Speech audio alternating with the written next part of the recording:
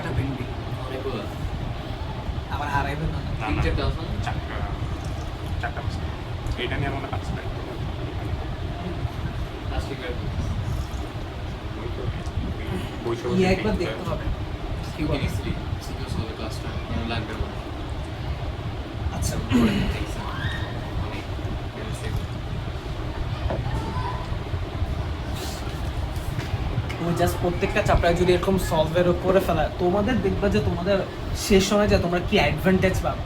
কারণ ওই সময় দেখা যাবে ভাইয়ের রিভিশন ক্লাস, ভাই ইচ্ছা করলে 1 মাস 1.5 মাসের মধ্যে ভাইয়ের রিভিশন ক্লাসে সাধারণত কী করি, রিভিশন ক্লাসে ভাইয়া দ্রুত করে টান দিয়ে সাম আপ করি, কিন্তু তোমাদের ওই সাম আপ ক্লাস লাগবে না, শুধু প্রবলেম সলভিংয়ে ভাই চলে যাবে। তোমরা সাম আপ ক্লাসে টাইম দেওয়া দেখো, ঠিক আছে? ভাইয়া ওগুলোর অ্যাডভান্স ভার্সনে প্রবলেম সলভিং যাবে, আরও বেশি প্র্যাকটিসে যাবে। ওই প্র্যাকটিস করে এবং তোমাদের প্রবলেম সলভিং এটা হবে 2 মাস ব্যাপী, পুরো দোনোটা মিলে। তারপর লাস্টে 1 মাস হবে একবার ফাইনাল এক্সাম আর সলভিং, এক্সাম এন্ড সলভিং। তোমাদের এক্সাম নিব, কোন জায়গায় ভুল হচ্ছে ওইটা নিয়েই লেকচার, কোন জায়গায় প্রবলেম হচ্ছে ওইটা নিয়ে লেকচার, ওইটা নিয়ে লাস্ট পর্যায়ে কাজ হবে। আর আগের 2 মাসও রিভিশনের সময় ওই কাজটা হবে, ঠিক আছে? এইভাবে হচ্ছে লাস্ট লেয়ার পর্যন্ত আর কি যাবে। যদি লাস্ট লেয়ার পর্যন্ত ভাইয়া টিকে থাকি বা সব টিকে থাকে, বলা যাবে কোন সময় কোন জায়গায় কোন ডাক এসে বলবে কি করবো না করবো। কারণ এখন তো যদিও ভাইয়ার ইচ্ছা আছে, ভাই ইভেন তো বাংলাদেশে যতদিন আছে হয়তো আজীবনই থাকবে ইনশাআল্লাহ, যদি বাইরে কোনোদিন কাজের কোনো জানতে পারবো আমি আজীবন এই মানে ইয়েতে থাকবো। সমস্যা তো যদি ধরো আমার ইচ্ছা তো ইউনিভার্সিটির টিচার হওয়া, তো এটা আমার ইচ্ছা, বাট এটা সহজ ব্যাপার না। ব্রিলিয়েন্ট হোক যতই মানুষ হোক, কিন্তু তোমার লবিং লাগে অনেক ইউনিভার্সিটি টিচার হইতে গেলে। শর্ট ইউনিভার্সিটির মধ্যে তো অনেক লবিং লাগে, রাজনৈতিক ব্যাকগ্রাউন্ড লাগে। আমার রাজনৈতিক ব্যাকগ্রাউন্ড আন্ডার, ঠিক আছে? কেউ আমারে কোনো সময় শিবির বলে, কেউ বিএনপি বলে, কেউ লীগ বলে, মানে আমি সবারই কনস্ট্রাকটিভ আলোচনা করি। আমি কোনো মানে দেখবে যে আমার মধ্যে মানে গোরামি নাই, দল নিয়েও গোরামি নাই, রাজনীতি ব্যাপার নিয়েও গোরামি। ধর আমাদের রেজে হয়, উনি কিন্তু তীব্রভাবে আমাদের, ঠিক আছে, খুবই গোরামি আছে। এবং মানে অনেক সময় দেখা যায় যে গোরামির জন্য বা গোরামি বলতে কি ওই জিনিসটা অনেক পছন্দ, অনেক জিনিস ওনার কাছে স্পষ্ট না অনেক কিছু। বাট আমার কাছে মনে হয় এই মানে কোনো দলকে এত তীব্রভাবে আমি সাপোর্ট করতে পারি, আমি ওই দলের জন্য কাজ করতে পারি, কিন্তু অ্যাজ ওয়েল এস আমার ওই দলের যেই গঠনমূলক সমালোচনা যে ওটা ভুল করছে ভুল বলি, অন্য দল যদি ঠিক করে সেটাকে আমি ঠিক বলবো, এই জিনিসটা চাই। তা আমি এরকম করতে চাই আমার পরিবারে এক এক সময়, ঠিক আছে? আমি কখনো এমন অনেক সময় দেখেছি শিবির জামায়াতের কথা বলছি, এই জন্য আমার যে জামা শিবির বানাতে আছে। আবার ধরো মানে মোটামুটি দাড়িটারে আগে রাখতাম, একটু ইসলামিক কথা তো একবারে শিবির করতাম, ঠিক আছে? তারপর হচ্ছে দেখা গেছে যে দেখলো যে না আসলে শিবিরের পোলাপান তো আরো বেশি এক্সট্রাঅর্ডিনারি, মানে ওরা আরো নামাজ কালামের প্রতি আরো বেশি ডেডিকেটেড, ওরা অন্য লেভেলের থাকে, কথাবার্তা অন্য লেভেল। পরে আমার না তাহলে তুই বিএনপি, ঠিক আছে? পরে এখন আবার বিএনপির আমি কনস্ট্রাকটিভ আলোচনা করি, কারণ যে ঠিক আছে তুই কি আওয়ামী লীগ মানে কি রে ভাই? তবে আমি একটা জিনিস অপছন্দ করতাম, সেটা হচ্ছে আওয়ামী লীগ, ঠিক আছে? আমার কেন জানি ভালো লাগতো না, এটা কারণ আছে যদিও, কারণ ওরা আমার কাছে মনে হতো খুবই ইসলাম বিপন্থী।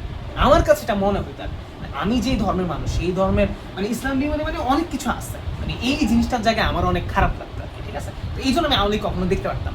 এখন বিএনপি মোটামুটি এই লাইনেই যাবে, যেই দলই ক্ষমতা এসে পরে উগ্র হয়ে যায়, এইটাই। মানে তুমি দেখবে এখন আওয়ামী লীগ ধরো নিষ্পেষ অনেকের মুখেই শুনবে যে ওরা ভালো, আবার ধরো জামায়াত শিবিরেও খুব ভালো এখন অন্য, কিন্তু ওরাও যখন সরকার জায়গায় আসবে এমন কিছুই করতে পারে যেটা অনেক খারাপ, ঠিক আছে? তো এই আসলে তা আমার নেই কোনো দল, তো ইউনিভার্সিটি ঢোকার কোনো হয়তো অত চান্স নেই। প্রাইভেট ইউনিভার্সিটি ঢুকতে হলেও অনেক লবিং থাকা লাগে, কিন্তু যদি ঝড়ে মুখে কোনোভাবে ঢুকে যায় তখন আমি এটা পরবর্তী চিন্তা করি ইউনিভার্সিটি টিচার আবার পড়াই কি বলে এইচএসসি পড়াবেন, এটা তো আবার চাপ হয়ে যাবে, তখন একটা চাপে পড়া যাবে। কিন্তু আমি ইন্টারমিডিয়েট না পড়ালে আমি শান্তি পাবো, কারণ আমার মনে হয় এই জায়গায় পুরো পয়েন্টে ডেভেলপ করার জায়গাটা, ওই ইউনিভার্সিটি হয়ে গেলে ওরা তো উঠেই গেছে, ওরা ওইখান থেকে যাবে।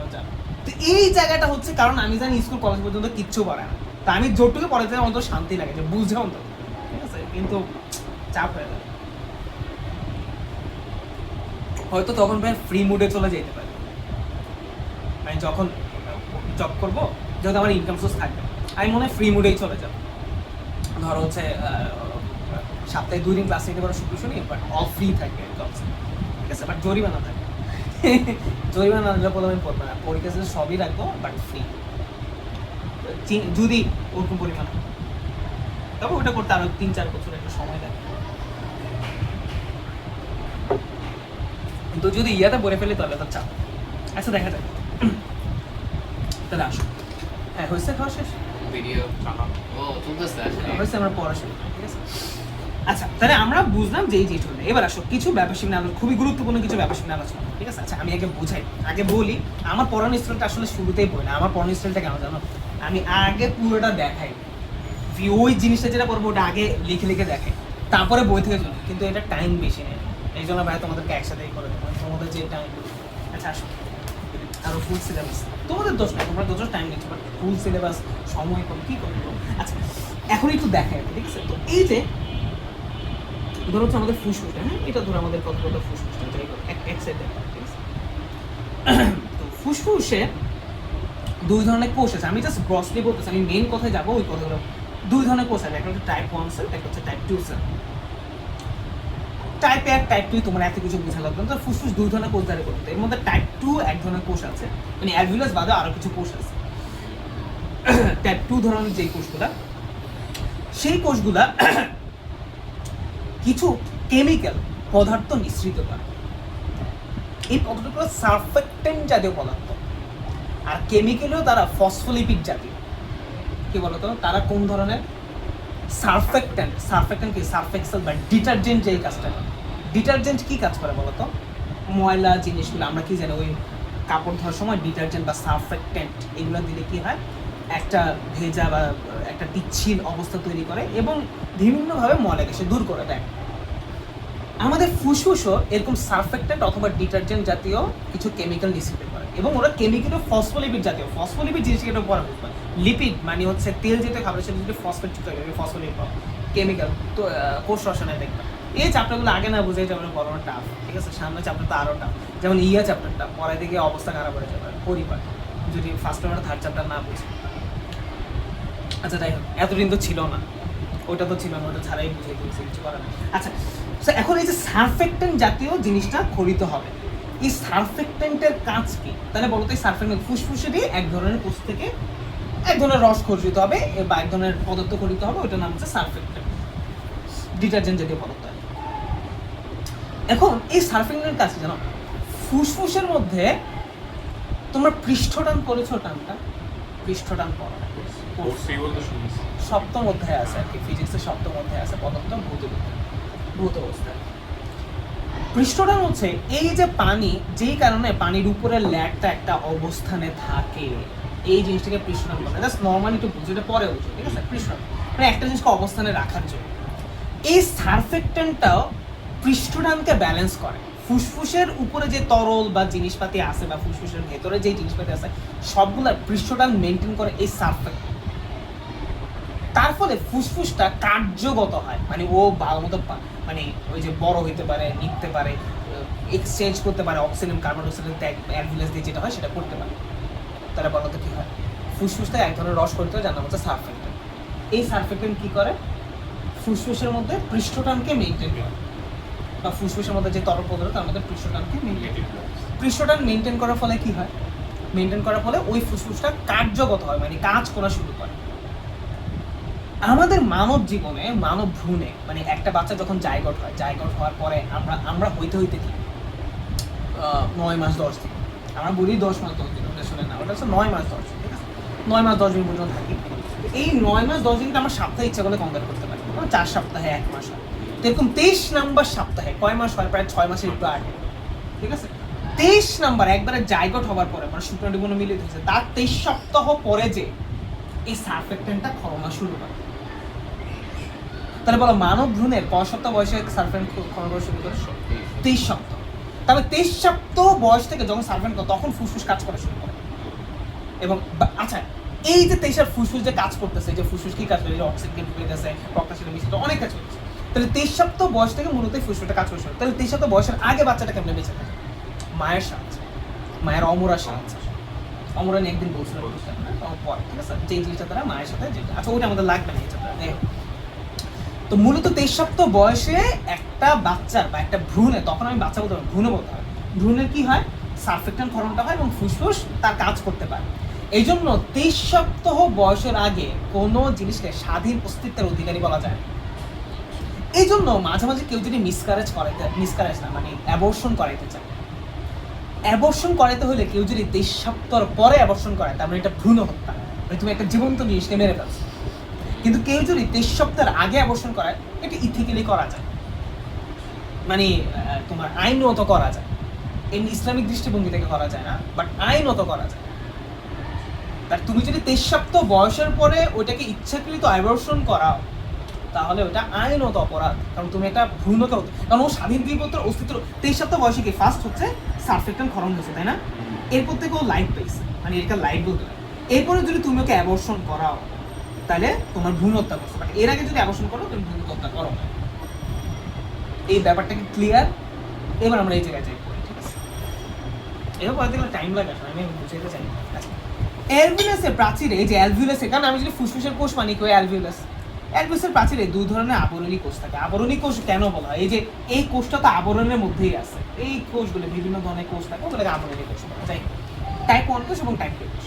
টাইপ 2 কোষের প্রাচীরের ভেতর দিকে সারফেক্টেন্ট নামক ডিটারজেন্ট এর অনুরূপ ফসফোলিপিড নামক রাসায়নিক পদার্থ নিঃসৃত হয়। আগেই বলছি, ওকে। সারফেক্টেন্ট অ্যালভিউলাসের তরলের পৃষ্ঠটান হ্রাস করে অ্যালভিউলাসকে চুপসে যাওয়া থেকে রক্ষা করে। তাহলে ব্যালেন্স যে করে, মানে ওই পৃষ্ঠটানকে হ্রাস করে দেয়। পৃষ্ঠটান বেশি থাকলে কি হয় জানো? পৃষ্ঠটান বেশি থাকলে মানুষ ওই ফুসফুস কাজ করতে পারবে না। ওর পৃষ্ঠটানকে হ্রাস করে দেয় তরলে। ফুসফুসের ভিতরে যে তরল পদার্থ আছে, ফুসফুসের ভিতরে কি তরল পদার্থ আছে কে বলতে পারে? প্রিউলাল রস। বুঝলে, এছাড়াও প্রত্যেকটা কোষের মধ্যে কি তরল, ওগুলো পৃষ্ঠটান কমায় দেয়, ফলে অ্যালভিউলাসকে চুপসে যাওয়ার হাত থেকে রক্ষা করে। ওগুলো যদি পৃষ্ঠটান বেশি থাকতো, নিজে নিজে চুপসে যায়। অ্যালভিউলাসকে, এই যে অ্যালভিউলাসগুলো এগুলো চুপসে যায়। আচ্ছা, এই ফুটবলের মতো গোল জিনিস যদি চুপসে যায় কি সমস্যা হবে? এক্সচেঞ্জ হবে কেন? এই যে এই জায়গাটা আমরা এক্সচেঞ্জ করছিলাম, ওই জায়গাতে এক্সচেঞ্জ হবে না। প্রেশন বেশি থাকলে ওটা নিজে নিজেই চুপসে যায়, কারণ বেশি বেশি অনুভব। কিন্তু প্রেশনকে কমে দেওয়ার ফলে ওটা এমন হয় না, ঠিক আছে ব্যাপারটা? তাহলে সারফেক্টেন্ট খনিতে কি করে? পৃষ্ঠটানকে ব্যালেন্স করে, মানে পৃষ্ঠটানকে একটু কমায় দেয়, যার ফলে সেটা হচ্ছে কি থাকে, ওই জায়গাটাই থাকে, চুপসে না যায়। অ্যালভিউলাস যাতে চুপসে না যায়, অ্যালভিউলাস জায়গা মতো থাকে, ঠিক আছে? এবং গ্যাস বিনিময় যাতে করতে পারে। সারফেক্টেন্ট বিহীন অ্যালভিউলাস তথা ফুসফুস যথাযথ কাজ করতে পারে না, আগেই বলছি। আচ্ছা, 23 সপ্তাহ বয়স্ক মানব ভ্রূণে সর্বপ্রথম সারফেক্টেন্ট ক্ষরণ শুরু হয়। এর কারণে 24 সপ্তাহের আগে মানব ভ্রূণকে স্বাধীন অস্তিত্বের অধিকারী গণ্য করা হয় না। একবারে যখন 23 সপ্তাহ ক্রস করে শুরু হলো, 24 সপ্তাহ শুরু থেকে আমি কি বলবো, তখন তাকে স্বাধীন অস্তিত্বের অধিকারী, ঠিক আছে? অনেক দেশে তাই এই সময়কাল পর্যন্ত গর্ভপাতের অনুমতি দেওয়া হয়, এই সময়ের আগে করে না, ঠিক আছে? যদিও বেশিরভাগ মানে অনেক স্ট্রিক্ট দেশে, বাংলাদেশে এটাকে ভ্রূণ হত্যাই বলবে, বাংলাদেশে 23 সপ্তাহ। বাংলাদেশে যদি মনে হয় কত ইয়ের পরে কনসিভ করার 1 মাস 1.5 মাস পরে তুমি অ্যাবর্শন করাও, অ্যাবর্শন যোগ্য হয়, তাহলে ওটাই তোমার হচ্ছে ভ্রূণ হত্যা যাবে, ঠিক আছে? কিন্তু বাংলাদেশে কেউ কেস ফাইল করে না, কাউকে তো কেস দিতে হবে। আমার যদি কেস না দেয় তাহলে তো পুলিশ নেবে না। ধর কে অ্যাবর্শন করে ফেলছে, কেউ জানতে পারলো না ওটা করে ফেলছে, so there is no way. কেউ যদি মামলা করে তাইলে আমার যে জিনিসটা হবে, এছাড়া তো আমার হবে না। মামলা না করলে পুলিশ খুন হয়ে গেলেও তো নেবে না। একটা জিনিস হচ্ছে, যেই খুনের আমার কোনো ইয়ে নাই, রাস্তায় পাওয়া গেছে, ওটা পুলিশ দায়িত্ব নেই, পুলিশ নিজেরই বাদী হয়ে মামলা করে। কিন্তু ধরো কেউ একজনকে খুনে বাসার ভেতরে হয়ে গেছে, তারা কেউ মামলা করেনি, তুই পুলিশ নিবে না। বা কেউ হত্যা করছে, হত্যাকারীর পরিবার মামলা উঠাই নিছে, মামলা চায় না, মামলা হবে, বিচার নাই, সেইগুলো কোনো কিছু নাই, ঠিক আছে? ওকে, আচ্ছা যাই হোক, তাহলে আমরা কি একটু পর্যন্ত বুঝতে পারছি? আচ্ছা, মাথায় যেন থাকে। তা আমরা মোটামুটি অ্যালভিউলাস নিয়ে কাজ করে ফেলছি, ঠিক আছে? এবার আমরা শ্বাস পেশি নিয়ে আলোচনা করবো, যদি এটা ওই টপিকের বাইরে, যদি এখানে আসে। আচ্ছা, শ্বাস, আচ্ছা এখানে কি, এখানে এতক্ষণ জানিয়ে পড়ছে সব আবার একটা সংক্ষিপ্ত ভার্সন আছে। আচ্ছা, শ্বাস পেশি, এই জিনিসটা একটু বোঝা লাগবে যে কি শ্বাস পেশি, ঠিক আছে? আগে ভাই একটু বুঝে, ঠিক আছে? আগে বুঝে তারপর, ঠিক আছে? এটা আমি এইভাবে করবো না বেশি, শোন, কারণ আমি জানি তোমাদের সময় নেই, কিন্তু এইভাবে পড়লে সবচেয়ে বেস্ট হয়ে গিয়ে তুমি ফিল করতে পারবে। কিন্তু আমার আসলে এবার সুযোগ নেই, হ্যাঁ? না আমি করতাম, আমি প্রত্যেকটাকে পুরো দেখতাম, মানে ডাবল টাইম 1.5 গুণ টাইম লেগে যায়। আচ্ছা, তাই খুবটা কিছু দেখ। শ্বাস পেশি, শ্বাস পেশি হচ্ছে এই যে আমরা শ্বাস নিচ্ছি বা শ্বাস ত্যাগ করছি, শ্বাস নেওয়াকে বলে প্রশ্বাস, শ্বাস ত্যাগটা করে বলে নিঃশ্বাস। এই যে আমরা শ্বাস গ্রহণ করছি এবং শ্বাস ত্যাগ করছি, এই শ্বাস গ্রহণ এবং ত্যাগকালে আমাদের ফুসফুস কি হয়ে যাচ্ছে, ফুসফুস উপরে উঠছে, নিচে নামছে, উপরে উঠছে, নিচে নামছে, এই যে জিনিসগুলো হচ্ছে, আবার নিচে অনেক কাহিনী হচ্ছে, এগুলো আমি বোঝাবো। এই জিনিসগুলো মেনটেন করে কিছু পেশি, কিছু বলতে স্পেসিফিকলি 2টা পেশি। একটা নাম হচ্ছে ডায়াফ্রাম পেশি, একটা নাম হচ্ছে ইন্টারকোস্টাল পেশি। আমি বুঝাবো 2টা পেশি, আমি বোঝানোর পর এখানে যাচ্ছি, ঠিক আছে? আচ্ছা, এবার আসো, আমি তো একটা ছবি দেখি, ধরো এইটা একটা বইয়েও ছবি আছে, ভাই তোমাকে আমি বলি তো, তুমি বায়োলজি এখন আমি জানি যে তুমি বুঝো, বই দিয়ে পড়াইলেও তুমি বুঝো, তা আমি যখন তোমাকে এইভাবে আর ওইভাবে বুঝাবো তুমি এক্সট্রা অর্ডিনারি বুঝতে, অন্য চ্যাপ্টারগুলো এই সাবজেক্টে অন্য চ্যাপ্টারগুলোতে এক্সট্রা অর্ডিনারি মানুষ বুঝে আর কি। সো দিস ইজ একজন মানুষ বুঝছে তো, না পেট হয়ে গেছে একজন মানুষের। এই যে আমাদের ফুসফুস আছে, তো ফুসফুসের ঠিক নিচে, এই যে ফুসফুসের ঠিক নিচে একটা এরকম চাকতির মতো জিনিস আছে, চাকতি। এটা ধরো এই যে ফুসফুস, এটা ধরো এই যে এখানে ফুসফুস, ঠিক আছে, এটা ধরো এখানে আমার ফুসফুস আছে, ওকে। এই যে এখানে একটা চাকতির মতো জিনিস আছে, এটাকে বলে ডায়াফ্রাম। কি বলে? একটা মাংসল পেশির মতো, এটাকে বলে ডায়াফ্রাম। এটার মধ্যে এই যে এভাবে থাকে, ঠিক আছে, নরমাল অবস্থায় এই যে উঁচা থাকে, ডায়াফ্রাম। এটাকে বলে ডায়াফ্রাম পেশি। বুঝতে পারছি? আচ্ছা, এরপরে টপিক নিতে আমাদের শ্বাস গ্রহণ এবং ত্যাগ।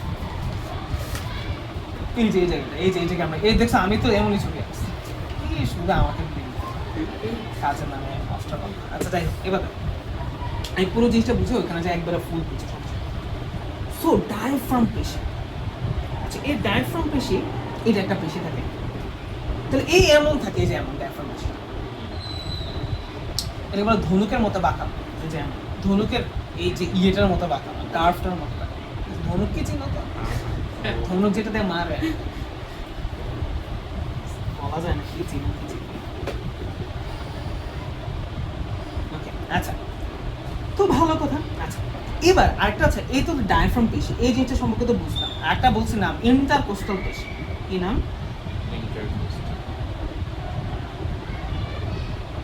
আচ্ছা মনে আছে আমি 12টা পশুকা বলছিলাম, আমাদের কয়টা পশুকা আমি বই থেকে দেখাতে পারি, বাট এখান থেকে দেখেন আমি যেরকম কয়টা আছে, এক পাশে 12টা আর এক পাশে 12টা আছে।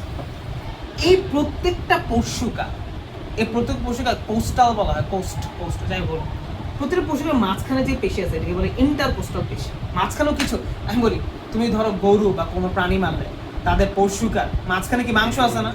বুঝো নাই? ওইটাই তো ইন্টারকোস্টাল পেশি, ওই মাংসটারই কি বলতেছে। মানুষের ক্ষেত্রে ওই জিনিসটাও তো আছে, মানুষ বলে কেউ বলবো না, যাই হোক ওর কি ইন্টারকোস্টাল পেশি আছে। বুঝছো ব্যাপারটা? বলবা আমাকে ইন্টারকোস্টাল পেশিটা, তোমাদের রিপ পোর্শনটা বলে, রিপ পোর্শন বলো, ইন্টারকোস্টাল পোর্শনটা। রুই মাছ আবার কোন বাল করছে? ওটা ব্রাঙ্কিওস্টেগাল পর্দা, ওই ইন্টারকোস্টাল পর ব্রাঙ্কিওস্টেগাল, অবশ্য নাম কোস্টা মোস্টা ওস্টেগাল, ঠিক আছে। ওটা ব্রাঙ্কিও, ওটা কানকের সাথে লাগায় রাখে, ঠিক আছে, কানকের সাথে। আর এটা হচ্ছে ইন্টারকোস্টাল পেশি, দুইটা রিপ, দুইটা পশুদের মাঝখানে যে মাংস অংশটা, যেটা স্টেকে সাধারণত ব্যবহার করা হয়, স্টেক মাংস, সেই জিনিসটা হচ্ছে ইন্টারকোস্টাল পেশি। ওকে, সেই ইন্টারকোস্টাল পেশি এক এবং এই ডায়াফ্রাম পেশি দুই, এই দুটোকে বলে শ্বাস পেশি। Why we called it as শ্বাস পেশি? এই দুটো কি করে? কারণ এই দুটোই শ্বাস প্রশ্বাসে সহযোগিতা করে। আচ্ছা আমি এখন যেটা বললাম এই পড়াগুলো এখানে আছে, এবার আমি শ্বাস গ্রহণ এবং ত্যাগের পুরো প্রক্রিয়াটা বলবো, তারপর আমি এখান থেকে নিয়ে ওইখানে যাবো, একবারে পরে করবো, ঠিক আছে। এখানে প্রক্রিয়াটা আছে, যাই না শেষ করতে পারবো না, টান দিই। ওকে, আচ্ছা ইন্টারকোস্টাল শ্বাস, ঠিক আছে। ওকে, আচ্ছা আচ্ছা এই যে এগুলোকে রিপ, আবার এগুলোকে অনেক সময় শ্যাফট বলে, শ্যাফট মানে এই যে পুরো দেহটাকে শ্যাফট বলে। রিব বা পশুকারী, কারণ রিবের অনেকগুলো অংশ আছে, এখানে একটা অংশের নাম আছে, আমার নাম দেয়, বাট মূল দেহকে বলে শ্যাফট, ঠিক আছে। বলো এই যে রিব বা পশুকার মূল দেহকে কি বলে? শ্যাফট। ওকে, আর মাঝখানে যেই পেশিটা ওটা বলে ইন্টারকোস্টাল পেশি, আর ডায়াফ্রাম পেশিগুলো বুঝলাম। এবার আমাদের শ্বাস, তাহলে শ্বাস পেশি সম্পর্কে আমাদের ধারণা নেই। এবার শ্বাস গ্রহণ করতে আসো, শ্বাস গ্রহণকে বলে প্রশ্বাস, আর শ্বাস ত্যাগকে কি বলে? আচ্ছা প্রথম শ্বাস গ্রহণ করো, ধরো নিব, আচ্ছা নেওয়া, দেখো তো বুকটা উঁচে গেছে না, তুমি নাও, এই বুক নর্মাল না, একটু জোরে নাও, নি এই বুক উঁচু হয়েছে না, হয়েছে? আচ্ছা তাহলে বলো কেন আমাকে বুক উঁচু করতে হবে? আসলে আমার অটোমেটিকলি আমার ফুসফুসটা উঁচু হয়ে গেছে। ফুসফুসটা কেন? ফুসফুস যখন এই বাইরে থেকে ভেতরে বাতাস নিতে হবে, যেটা ফুলে যেতে হবে, ভেতরে ফাঁকা জায়গা তৈরি করতে হবে যাতে বাতাসটা ভেতরে, তারপর আবার চাপ দিলে বের হয়ে যাবে। এটা ফুলে গেছে মানে বড় হয়ে গেছে, ভেতরে আয়তন বেড়ে গেছে। কার ভেতরে? ফুসফুসের ভেতরে আয়তন বেড়ে গেছে বিধায় বাইরে থেকে ভেতরে বাতাসটা ঢুকতে পারছে।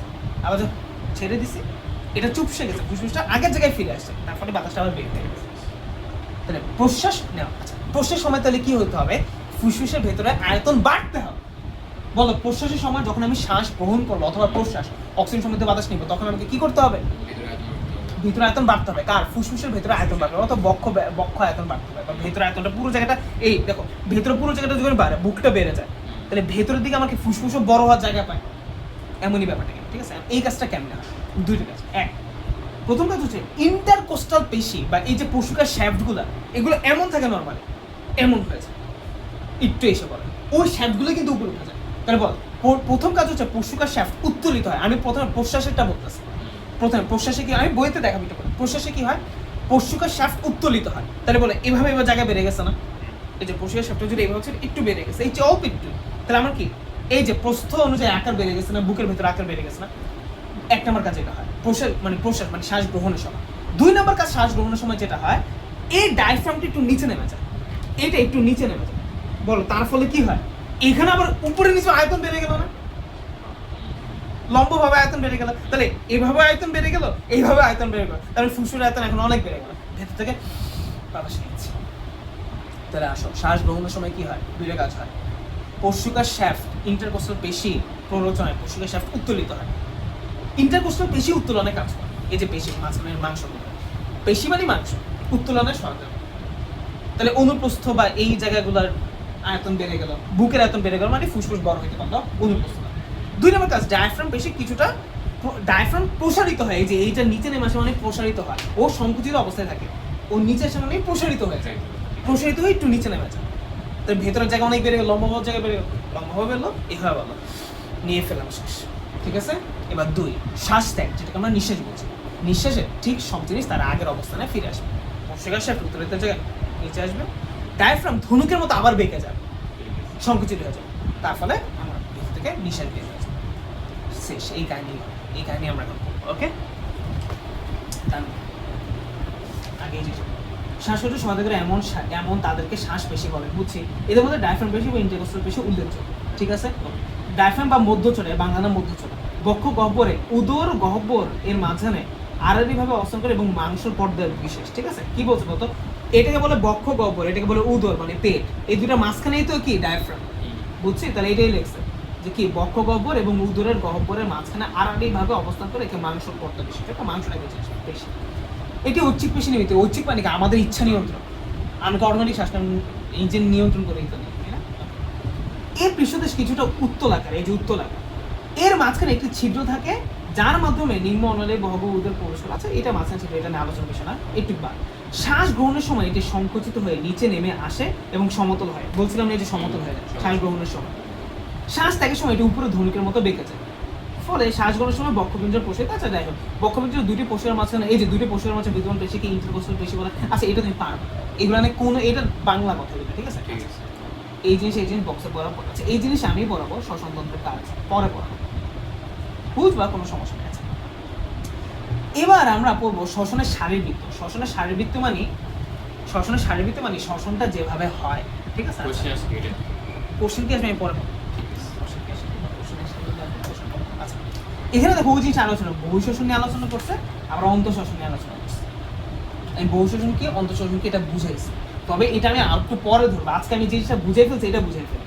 এই যে শ্বাস প্রশ্বাসের কার্যক্রম, প্রশ্বাস গ্রহণ এবং নিঃশ্বাস, এই জিনিসটা যেটা বললাম, এটা আবারও এই যে এই কথাগুলো আবারও বিস্তারিতভাবে এখানে দেওয়া আছে, ঠিক আছে? বুঝছি ব্যাপারটা? বলো এখানে কি, এখানে এই জিনিসটা বাদ আছে, আবার এখানে বহিঃশ্বসন কি অন্তঃশ্বসন কি যদি আমি বলা শেষ, আগে আমি বলছি মুখ দিয়ে বাইরে যে বহিঃশ্বসন, কোষের মধ্যে যেতে হবে শেষ অন্তঃশ্বসন আগেই বলছি, বাট এই জিনিসটা আমি একটু পরে বলবো, কিন্তু এই জিনিসটা যদি আমি ব্রিফ করে ফেলছি এই জিনিসটা আগেই এখন বুঝে দিচ্ছি, ঠিক আছে? এটা পরীক্ষা আসে 3 মাসের কোশ্চেন, অন্য যেগুলো আসলে আমি পরে বুঝে দিচ্ছি। আচ্ছা, যে প্রক্রিয়ায় ফুসফুস অক্সিজেন, এই যে প্রশ্বাস এবং নিঃশ্বাসের কার্যক্রম, যে প্রক্রিয়া ফুসফুস অক্সিজেন সমৃদ্ধ বায়ু প্রবেশ করে এবং কার্বন ডাই অক্সাইড বের করে দেয়, ফুসফুসকে বের করে তাকে শ্বাসক্রিয়া বলে। প্রকৃতপক্ষে এটা একটি বহিঃশ্বসন প্রক্রিয়া। এই যে আমাদের এখানে যেটা হচ্ছে, এখানে কি কোষের কোনো কাজ হচ্ছে না, এটা যে ভেতর থেকে বাইরে বাতাস ঢুকতেছে এটা থেকে, তাহলে এটা বহিঃশ্বসন প্রক্রিয়া। বক্ষ গহ্বরের আয়তন হ্রাস বৃদ্ধির ফলে ফুসফুসের আয়তন সংকোচন, আমি বলছি এই যে বুকের আয়তন যদি বেড়ে যায়, ভিতরে ফুসফুসের আয়তন বেড়ে যায়, লম্ব বা প্রস্থ যেটা, বক্ষ গহ্বরের আয়তন হ্রাস বৃদ্ধির ফলে ফুসফুসের আয়তন সংকোচন প্রসারণের মাধ্যমে এই প্রক্রিয়া সম্পন্ন হয়। দু ধরনের পেশি এই ধরনের কাজে অংশগ্রহণ করে, বক্ষ ও উদরের মাঝে অবস্থিত মধ্যচ্ছদা বা ডায়াফ্রাম এবং পশ্চিকার ফাঁকে অবস্থিত ইন্টারকোস্টাল পেশি।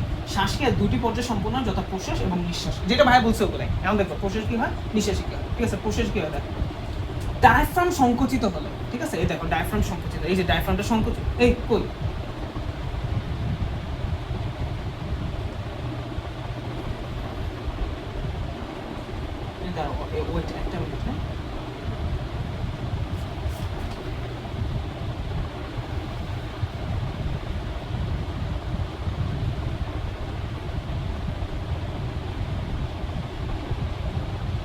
আচ্ছা দেখ, একটা জিনিস তোমাদের ভাই একটু উল্টা পড়াইছে, ভাইয়ারই হয়তো উল্টার জন্য, ভাইয়ার বোঝার সমস্যার জন্য। এই যে এই জিনিসটা বলছি, আমি বলছিলাম যখন নিচে যায় তখন প্রসারিত হয়, বাট যখন নিচে যায় সেটা আসলে সংকুচিত হয়। এইভাবে নর্মালি থাকে, যখন সে নিচে যায় তখন সে কি হয়, সংকুচিত হয়। তারপর আগের জায়গায় যখন আসে তখন নর্মালি প্রসারিত হয়। বুঝতে পারছি ব্যাপারটা? জাস্ট এই জিনিসটা তোমাদের তখন উল্টা বলছে। এখন দেখেন ঠিক আছে তাহলে কি বললাম, যখন এটা কার্ভের মতো আছে তখনই এটা হচ্ছে প্রসারিত অবস্থা, যখন এভাবে তখন সংকুচিত, তাহলে শ্বাস গ্রহণের সময় সে সংকুচিত হয়ে নিচে চলে আসে। ঠিক আছে, তাহলে এই জিনিসটাই ডায়াফ্রাম সংকুচিত হলে কেন্দ্র টেন্ডনের নিম্নমুখী সঞ্চার। আচ্ছা টেন্ডন কি? টেন্ডন হচ্ছে এক ধরনের তন্তু যারা কোনো কিছু টানা টানার সাথে জড়িত থাকে, ও ডায়াফ্রামকে টেনে ধরে যাতে তুমি নিচে নেমে আসো। বুঝছি, এই যে এখানে ডায়াফ্রামকে টেনে ধরে তুমি নিচে নেমে আসো। ঠিক আছে, ওকে। আচ্ছা তাইলে এই যে কই টেন্ডনের নিম্নমুখী সঞ্চালন হয়, মানে নিচের দিকে নেমে যায়, ফলে ডায়াফ্রামটা নিচের দিকে নেমে যায়। এই যে ডায়াফ্রামটা নিচে, এই যে এখানে টান দিয়ে ধরে তো নিচের দিকে নেমে যায়। ফলে বক্ষ গহ্বরের অনুদৈর্ঘ্য ব্যাস বৃদ্ধি পায়। ফলে এইভাবে বৃদ্ধি পায়। ফার্স্ট ওর এটার কথা বলছে, তারপর এটার কথা বলবে, তাই না? অনুদৈর্ঘ্য মানে কি, যে লম্বালম্বি বেড়ে যায়। একই সময় নিম্নভাগের পর্শুকাগুলো কিছুটা উপরে উঠে আসে, বক্ষগহ্বরের পার্শ্ব এবং অগ্র পশ্চাৎ ব্যাসও বৃদ্ধি পায়। ওই যে পর্শুকা যে উঠে আসে, ওই কথাটা বলছে। এটা বলবো পর্শুকা শ্যাফট উত্তোলিত হয়। আলিম স্যারের বই এইভাবে লেখা আছে, এখানে বাংলা কথা লেখা। পর্শুকাগুলো কিছুটা উপরে চলে আসে। যাই হোক, এই যে বলছি না, এই যে এইভাবে হয়ে যায়, এই যে উপরে চলে আসে। ইন্টারকোস্টাল পেশি সংকোচনের ফলে পর্শুকার দেহ উত্তোলিত, এই যে পর্শুকার দেহ বা শ্যাফট উত্তোলিত হয়। তাহলে ইন্টারকোস্টাল পেশি যখন সংকুচিত, দোনোটাই সংকুচিত। যখন আমি প্রসাদ গ্রহণ করি, ডায়াফ্রামও সংকুচিত নিচে যায়, আর ইন্টারকোস্টাল পেশি সংকুচিত উপরে উঠে যায়। ইন্টারকোস্টাল পেশি যখন এবার সংকুচিত, এই যে দেখো পেশি এমন থাকে, এই যে সংকুচিত হয়, এই যে পেশিগুলো সংকুচিত, এই যে চিপে যায়, আর এটা উপরে উঠে যায়। ঠিক আছে, ইন্টারকোস্টাল পেশি সংকোচনের ফলে পর্শুকার দেহ উত্তোলিত হয়। এতে স্টারনাম উঠে সামনে, স্টারনাম কি মনে আছে, এই যে সামনের জিনিসটাকে স্টারনাম একটু আগেই বলছি, স্টারনামটা উপরে উঠে আসে। এটা মনে হচ্ছে পর্শুকার যেদিকে এসে মিলিত হচ্ছে, এটাকে স্টারনাম, এটাও ফলে বক্ষগহ্বর অগ্র পশ্চাৎ ব্যাস উন্নতি করছে। এখানে তোমাকে যে কথা বলছো, এটা প্রথমে কি বলবা, ডায়াফ্রাম সংকুচিত হয়, ফলে অনুদৈর্ঘ্য বৃদ্ধি পায়। আর ডায়াফ্রাম সংকুচিত হওয়ার সময় নিচে তাকে কে টেনে ধরে, টেন্ডন টেনে ধরে শেষ। আর এটা কি, পর্শুকার ওই ইন্টারকোস্টাল পেশি সংকুচিত হয়, যার ফলে পর্শুকার শ্যাফটগুলো উত্তোলিত হয়, যার ফলে অনুদৈর্ঘ্য ও অনুপ্রস্থ ব্যাসও বৃদ্ধি পায়। একটু লিখবা তুমি, বই দরকার নেই। এভাবে ডায়াফ্রাম, এই যে শেষ ওই কথাটি দেখছে কি হয়। আচ্ছা তখন কি হয়, এই যে এই কাহিনীটা হয় যখন আমরা নিঃশ্বাস প্রশ্বাস নেই বা শ্বাস গ্রহণ করি, তখন কি হয়, পরিবেশ থেকে অক্সিজেন বায়ু নাসার ট্রাকিয়া, ব্রঙ্কাস, ব্রঙ্কিওল, অ্যালভিওলাই তথা ফুসফুসে প্রবেশ করে, মানে অ্যালভিওলাস পর্যন্ত চলে যায়, তাই না? এটা একবার অ্যালভিওলাস চলে গেছে। ঠিক আছে ঠিক আছে, অ্যালভিওলাস চলে যায় মানে পুরো ফুসফুস কাভার হয়ে গেছে। এবার আসো নিঃশ্বাস বা শ্বাস নেওয়া। আচ্ছা এটা পড়াবো না, আমি মনে হয় বুঝে যাবো এটা কি বড় বলো। এর প্রশ্ন বড় সংগঠিত নিষ্ক্রিয় প্রক্রিয়া কেন? দেখো শ্বাস নিতে আর নিঃশ্বাস অটোমেটিক। তো আগে যারা সংকুচিত হয়েছে, এই যে সংকুচন উপরে উঠেছে, সংকুচন নিচে, এরা সব চুপ করে নিচে চিপা আগের অবস্থানে প্রসারিত হয়ে যাবে বা স্লথ হয়ে যাবে বা নর্মাল অবস্থানে ফিরে আসবে। তাহলে দেখো এই যে দেখছে নিঃশ্বাস প্রক্রিয়া, প্রশ্বাস অংশগ্রহণকারী পেশিগুলো প্রসারণ বা শিথিলতার জন্য নিঃশ্বাস নেয়। আগে যেগুলো সংকুচিত হয়েছে ওগুলো প্রসারণের ফলে কি হয়, স্লথ অথবা প্রসারণের ফলে আবার নর্মালাইজ হয়ে যায় সবকিছু। নিঃশ্বাসের সময় প্রশ্বাসকালের অংশগ্রহণকারী পেশিগুলো পূর্বাবস্থায় ফিরে আসে, তখন পেশিগুলো নিজের ওজনের জন্য নিম্নগামী হয়। উঠাইছো এগুলো নিজের ওজনের জন্য আবার নিচে আসে। তোমার মনে হয় না আমি তো নামাইতেছি না, এমন মনে হয় না।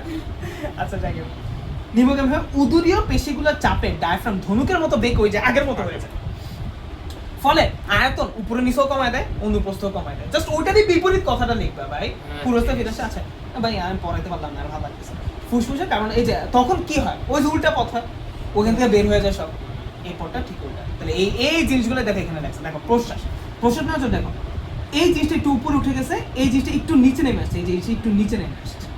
ঠিক আছে, একটু নিচে নেমে আসছে, এই যে এই জিনিসটা প্রশ্বাসের সময় এটা হচ্ছে এই যে এই দেখো এটা হচ্ছে এটা এই জায়গায় চলে আসছে, এই যে এই জায়গায় এটা হচ্ছে বুকের আয়তন। বুক, এই যে বর্ডার লাইনটা দেখো, এটা কি বুক, বুঝতে পারছো? বক্ষপিঞ্জর মানে বুঝছো, বুকের খাঁচাটা পর্যন্ত হয়ে যাইতেছে। দেখো এটা ফুলে গিয়ে পুরো খাঁচাটার কাছে চলে আসছে, কারণ পশুকে শ্যাফটগুলো উত্তোলিত হয়েছে, জায়গা বেড়ে গেছে। আর এটাও কি একটু নিচের দিকে নেমে আসছে, এটাকে এটা একটু নিচে দেখো। আর এখানে দেখো এটা হচ্ছে এটা কতটুকু নিচে নেমে গেছে, দেখছো কতটুকু নিচে। আর এটাও ধনুকান বেড়ে গেছে, তাহলে এভাবে কম, এভাবে কম, এইভাবে বেশি, এভাবে বেশি। ঠিক আছে, এই ছবি দেখছে, তোমার ছবিটা দিবে সবাই। ঠিক আছে, তা আজকে আমাদের এতটুকুই থাকবে, ইনশাল্লাহ।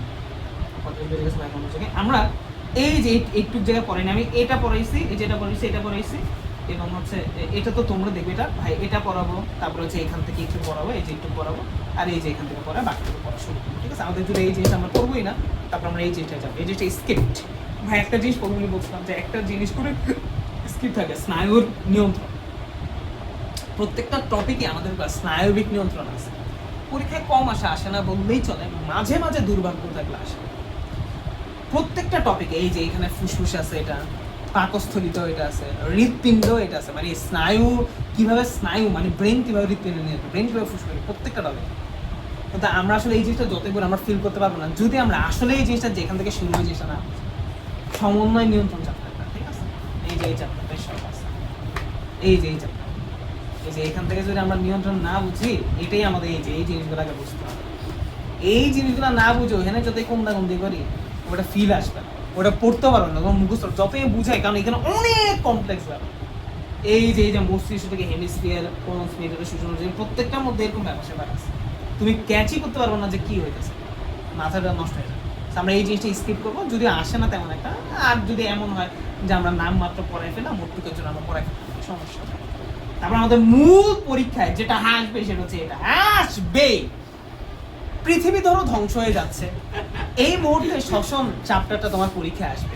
টিচার এই প্রশ্ন করতে পারবে না, এটা হবেই না, হবেই না, 200-400%, ঠিক আছে?